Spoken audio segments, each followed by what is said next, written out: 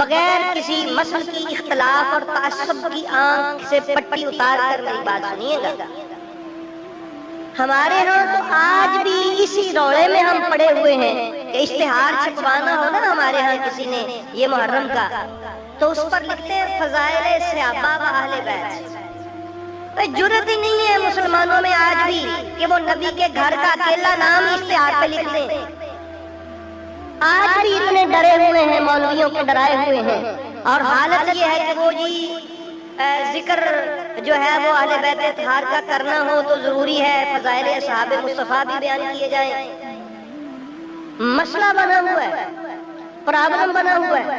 آج ڈرایا ہوا اتنا کہ وہ جی آپ کو لوگ شیعہ کہیں گے، فلاں ہو جائے گا۔ تو پھر میں یہ کہنے میں حق بجانب ہوں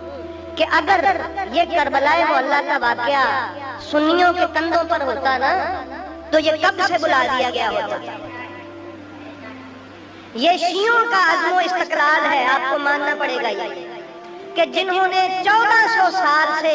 یہ رسم عزاداری کو بلانے نہیں دیا، ان سے ہمارے لاکھ اختلافات صحیح کہ وہ صحابہ کو یہ کہتے ہیں، ان کے جو لوگ کہتے ہیں وہ یہاں پر بے ادبی کرتے ہیں، وہاں پر بے ادبی کرتے ہیں۔ وہ اختلافات اپنی جگہ پر ہمارے ان سے قائم ہیں، مگر اس حقیقت سے آنکھیں نہیں چلائی جا سکتی کہ اگر 10 محرم کو وہ یہ رسومات 1400 سال سے ادا نہ کرتے ہوتے تو یہ امت کب کی واقع کربلا کو بلا چکی ہوتی، کب کی بلا چکی ہوتی، کہ بجائے اس کے کہ ان دنوں میں لوگ وہاں پر جائیں اور وہاں سے کوئی ایسی بات سیکھ لیں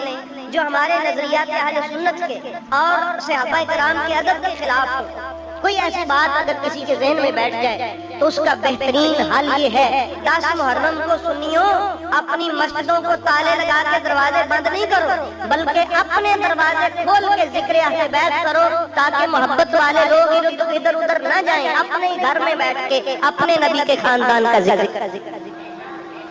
تو آج بھی اس عمل کی ضرورت ہے کہ ہمیں یہ بیڑا اٹھانا ہوگا، ہمیں یہ طے کرنا ہوگا کہ ہم یہ ذکر اہل بیت اطہار پر غفلت نہیں کریں گے۔